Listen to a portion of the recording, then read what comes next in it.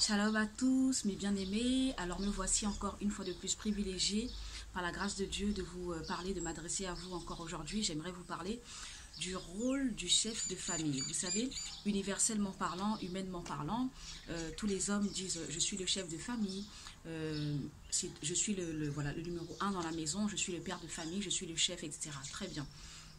C'est le Seigneur qui l'a mis en place. Et tout ce que Dieu crée est parfait. Donc, étant donné que dans chaque institution, dans chaque chose que Dieu a créée, il y a une hiérarchie. Donc, dans la maison, le numéro un, c'est le mari, ensuite la femme, et ensuite viennent les enfants. Donc, le mari, c'est le chef, c'est la tête, et la femme, c'est le cou. Et comme vous ne pouvez pas tourner la tête sans avoir besoin du cou, donc forcément, les deux sont indispensables, mais sauf que chacun a sa place. Très bien. Dieu a créé les choses ainsi, et elles sont parfaites comme ça.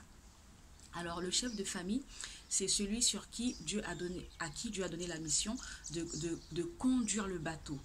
Autrement dit, lorsque Dieu a créé Adam, il lui a demandé de travailler, donc de cultiver le jardin et d'en prendre soin.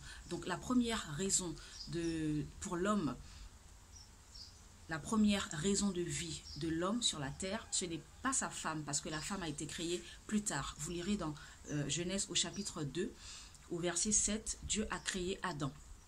Au verset 15, si je ne me trompe pas, Dieu l'a placé dans le jardin d'Éden et il lui a demandé de cultiver le jardin et d'en prendre soin. Donc la première des choses, le premier rôle pour le chef de famille, c'est de travailler. Le travail, c'est la raison de vivre d'un homme. Le travail, c'est la raison de son existence, mis à part Dieu, bien sûr. Le travail, je ne parle pas de travail en tant qu'un emploi.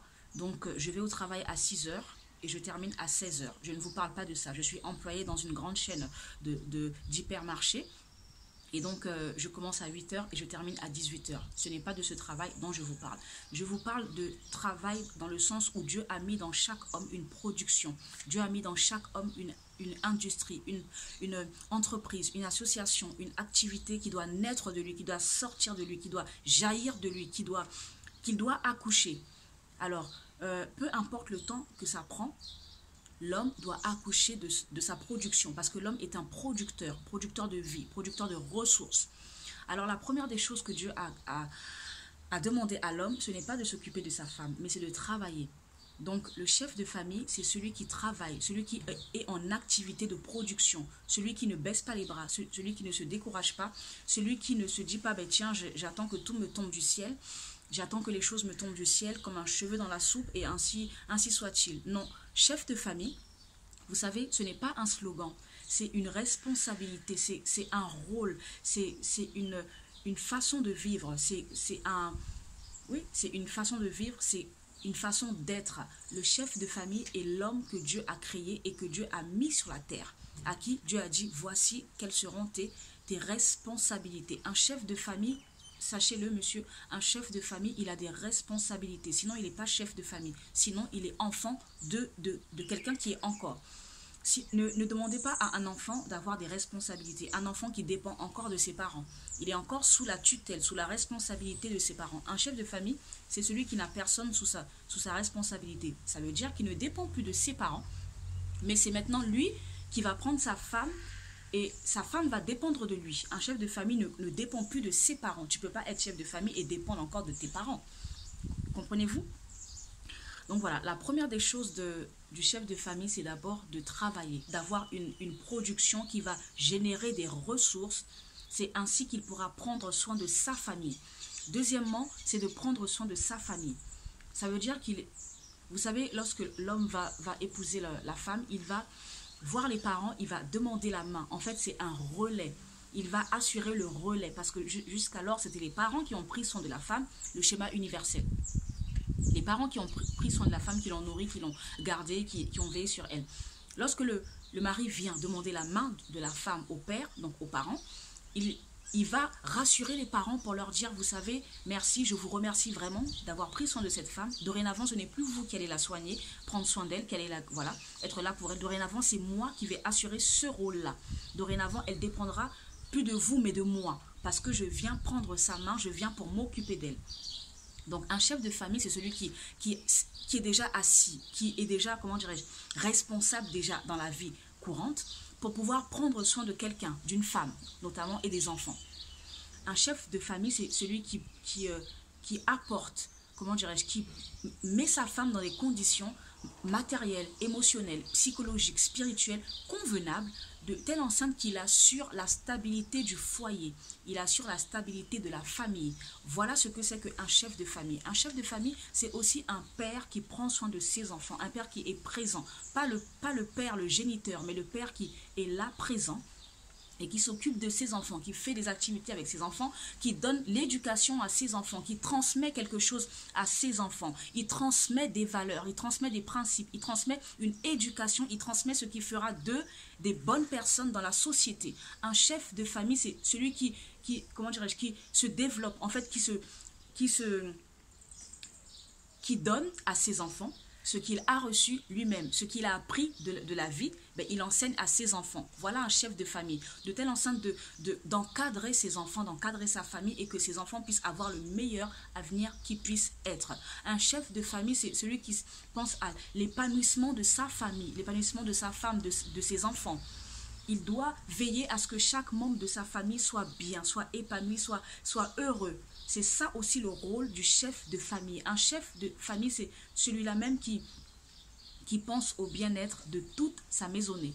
Ce n'est pas celui qui pense à lui comme un célibataire qui fait ce qu'il veut, que tu sois malade ou pas, qu'il y ait un enfant qui soit malade ou pas, ça c'est pas son problème. Ce n'est pas ça, chef de famille. Chef de famille, comprenez-le, il y a des responsabilités. En fait, ce n'est pas...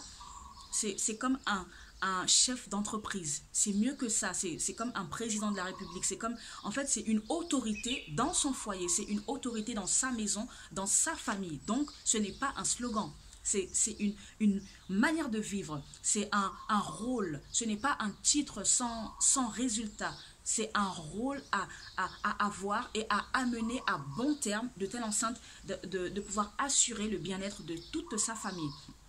Un chef de famille est là pour être heureux avec sa famille. Il est là pour assurer, j'ai envie de dire, le bonheur de sa famille. Il est là pour ça. Un chef de famille, il pense à sa famille, il réfléchit, il se projette parce qu'il ne pense pas qu'à aujourd'hui. Il pense à aujourd'hui, il pense à demain, il pense à après-demain. En fait, il prépare l'avenir parce que son rôle, c'est de prendre soin. Son rôle, s'il y a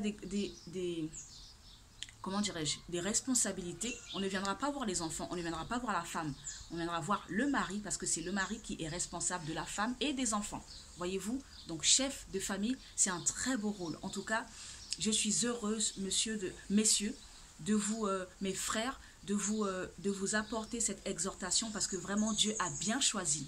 En tout cas, prenez votre rôle vraiment au sérieux et prenez votre rôle et ayez soif de mener à bien cette responsabilité-là. Parce que, comprenez-le, Dieu compte sur vous pour mener à bien la bonne santé de votre famille. Dieu compte sur vous pour transmettre la vision que vous avez reçue de Dieu à votre épouse. Non pas qu'elle soit forcée de vous comprendre, non pas qu'elle soit forcée de faire avec vous, mais qu'elle soit, que vous puissiez l'emmener et puis lui dire, chérie, tu sais, tu es indispensable pour moi, tu es importante pour moi, j'ai besoin de toi, sans toi, je n'y arriverai pas. Mais parce que Dieu t'a mise à mes côtés, alors avec toi, j'aurai le meilleur. Et d'ailleurs, Dieu a choisi la meilleure personne pour mon bien. Donc, messieurs, valorisez votre femme, aimez votre femme et surtout amenez-la à comprendre vos projets, à comprendre votre vie et amenez-la à ce qu'elle se sente utile à vos côtés. Non inutile, mais qu'elle se sente utile à vos côtés parce que vraiment, si vous l'avez à vos côtés, vous n'aurez que le meilleur des meilleurs, le best-of. Parce que la femme, croyez-moi, a été créée pour l'homme, pour le bien-être de l'homme et tous les deux ont été créés pour Dieu. Alors messieurs, soyez des bons chefs de famille, soyez des bons hommes, soyez des hommes à l'image de Dieu, soyez des hommes à la ressemblance de Dieu, des hommes en qui on voit, on lit le caractère de Jésus, des hommes en qui on voit et à qui d'autres jeunes hommes, jeunes garçons ont envie de ressembler parce que vous manifestez, vous reflétez la gloire de Dieu. Soyez ces hommes en qui on voit le caractère de Jésus et en qui on lit le fruit du Saint-Esprit. En tout cas, soyez fiers d'être qui vous êtes parce que Dieu vous a créé ainsi et Dieu attend tout cela de vous. En tout cas, la vie est belle en Jésus-Christ et soyez heureux Soyez des bons chefs de famille, des bons capitaines, des bons, comment dirais-je, des bons rois avec votre reine à vos côtés. Tout ne peut qu'être que la vie est belle. À très bientôt, c'était Lady Storm. Si vous avez été bénis, partagez, partagez, partagez. Bénissez un homme à vos côtés, bénissez un homme dans vos amis, bénissez une femme également, bénissez quelqu'un.